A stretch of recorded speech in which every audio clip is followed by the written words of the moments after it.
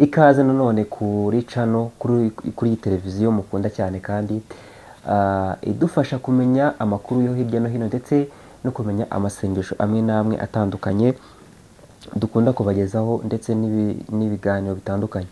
Uyu munsi rero kano kanya ntatinze reka mbabwire amakuru yiriwe avugwa muri kiliziya kandi mukwiye kumenya byihutirwa. Muri kiliziya muri iyi minsi hari amakuru menshi kandi meza aryoshye ku bakristu.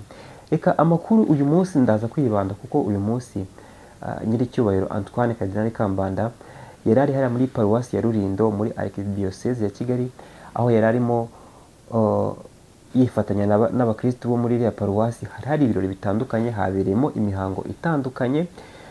Ni ibirori byaje kuba bifata n'amasaha menshi cyane ko habayemo imihango myinshi, habayemo batisimu, habayemo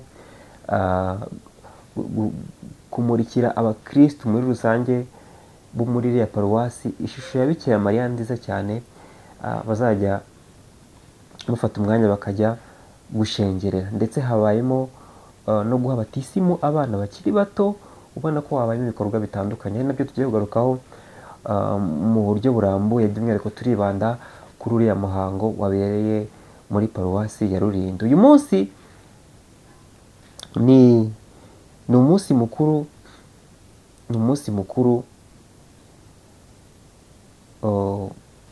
w'abatisimu n'ubwigishwa. Ubwigishwa cyangwa se katejesi, ndumva ari uko nabibabwira kugira ngo mubyumve byihuse. Duhereye rero hariya muri Rulindo, muri paruwasi ya Rulindo, ngira ngo nk'uko muri kubibona ku mashusho, ubwo Cardinal Kambanda yageraga hariya muri iriya paruwasi, muri kubibona rwose mu modoka nziza cyane, harinzwe, umutekano rwose ubona ko bimeze neza. Mu modoka nziza cyane yarageze kuri paruwasi, abakristu bamwakiriye neza, ubona ko urukundo n'urugwiro byari byinshi hariya muri iriya paruwasi. Yabanje rero guha Kambanda yabanje guha umugisha ishusho ya Bikira Mariya. Nk'uko muri kubibona ku mashusho, yabanje guha ishusho ya Bikira Mariya umugisha, ayifungurira abakristu kugira ngo ijye ibafasha mu gusenga no kwitagatifuza ndetse no gushengerera, kugira ngo bakomeze begerane n'umubyeyi Bikira Mariya, umubyeyi w'Imana n'uwacu. Ni ibirori byaje kuba rwose bibimburirwa n'uyu muhango w'umugisha iri shusho. Murabibona ko Pacis TV irahari, ndi kuvuga ibitangazamakuru bya Kiliziya. Pacis TV irahari, hari Kinyamateka, hari Radio Maria, ndetse na radio na televiziyo by'igihugu byose byari biri muri iriya paruwasi. Mugira ngo murabibona ku mashusho meza cyane rwose dukesha Pacis TV. Iyi nkuru tukiri muri Rulindo kandi reka turacyari muri uyu muhango. N'umuhango wabereye, ni ibirori byabereyemo imihango myinshi, aho muri iyi yubile y'imyaka 50 ya Archdiocese ya Kigali imaze ishinzwe muri paruwasi ya Rulindo, kandi imihango yahabaye hahimbajwe batisimu n'ubwigishwa. Ubwigishwa nyine ubwo ndacyagaruka kuri rya jambo katejesi. Murabibona ko abana batoya, impinja, bahawe batisimu. Twese tuzi akamaro ka batisimu.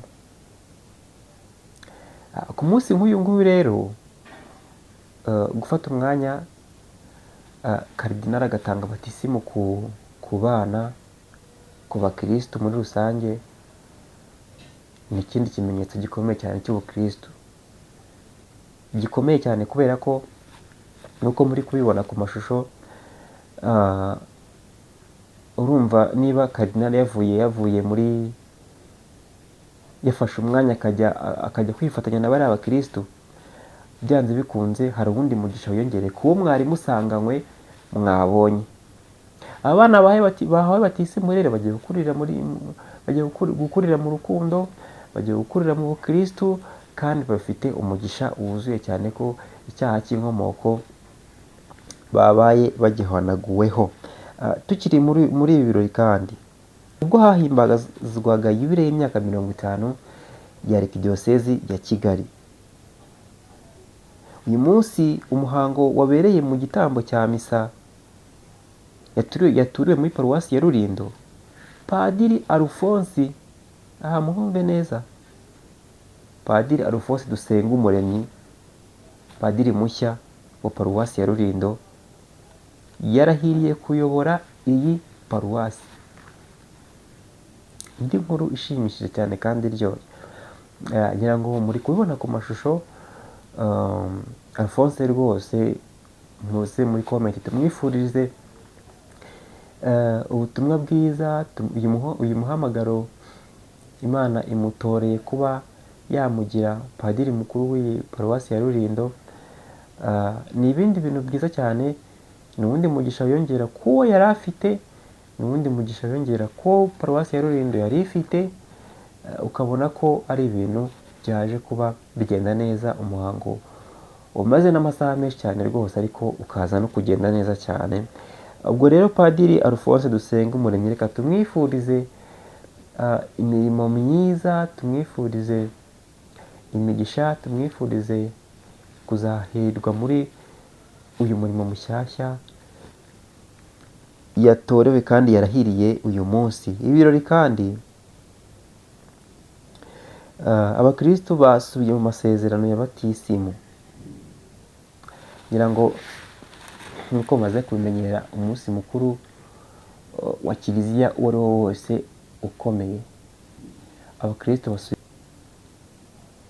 gusubira mu masezerano ya batisimu rero ni ukongera kwibuka ko wasezeranye na Kristo, ubuzima bwawe bwose waburagije Kristo, akaba ari we ubereyeho kandi akaba ari nawe ukubeshaho.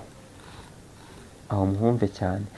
Dukomeje kubabwira no kubagezaho ibyaranze uyu muhango na bino birori, Kambanda yibukije abitabiriye ko batisimu iduha isano ikomeye iruta iy'amaraso.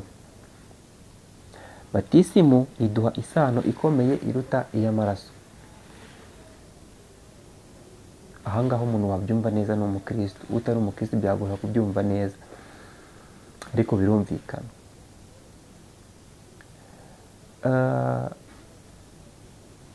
Batisimu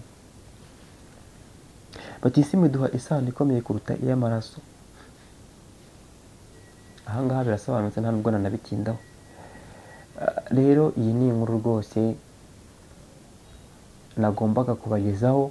Uyu ni umuhango nagombaga kubagezaho, namwe mukirebera ibyabereye hariya muri paruwasi ya Rulindo, by'umwihariko ni muri Arikidiyosezi ya Kigali. Hari abantu wenda baba batanabizi. Ibirori byaje kugenda neza. Nyiricyubahiro Antoine Ferdinand Kambanda niwe wari umushyitsi mukuru, akaba ari nawe wabiyoboye, akaba ari nawe watuye igitambo cya misa. Abanyarulindo rero mwese, by'umwihariko mwe munareba kino kiganiro, mureba aya makuru mba nabateguriye agezweho, reka mbifurize kuza gukomeza kunogerwa n'ibi byiza byaje iwanyu. Ikintu cyanshimishije muri uyu muhango cyangwa se byabereye hariya byose, abakristo bishimiye ririya shusho rwose. Iya shusho ya Bikira Mariya bayishimiye, ubona ko yaje isa nkaho ije gusubiza ikibazo cy'abakristo bamwe na bamwe bakeneraga kujya kwiherera hamwe n'umubyeyi wacu Bikira Mariya. Mbese ukabona hari ikintu baburaga, ariko byibuze ubu ngubu bafite uwo bazajya bajya kubwira biherereye. Mukomere ku bukristo. Ubukristo nibwo butubeshaho, nibwo budutunze twebwe abemera. Rero nabwira buri muntu wese uri kureba kino kiganiro ko ubukristo niba wabutaye, nta kintu uzaba usigaranye, ubwo uzaba umeze nk'abandi bose. Ibyo wakora byose rero dushyira Imana imbere. Niba nagukundiye ujye ufata n'akanya usubire mu masezerano ya batisimu, uvuge ati ndi umukristo, ndi uwa Yezu, uko nasezeranye mbatizwa, none ndakomeza kumwemera. Nyagasani azajya aguha umugisha kandi aguhozeho umutima n'urukundo n'ibitekerezo n'ibiganza. Bifurije amahoro y'Imana mwese mwabanye nanjye. Rero mukomeze mukande subscribe kugira ngo amakuru nk'aya ngaya akomeze bagereho, kugira ngo nanjye mukomeze munzamurire imbaraga, ndetse nabyita munzamurire imbaraga, kugira ngo tujye tujye turushaho kubona ibiganiro byinshi kandi bigezweho muri Kiliziya Gatolika, amakuru agezweho. Hari amakuru menshi aba yabaye, nk'ubu ngubu reka mbite mubwira nk'indi nkuru imwe wenda nari nashyize kuri gahunda. Muri paruwasi ya Kanse hari inkuru ndi gukurikirana ndi bubagezeho mu kiganiro gitaha.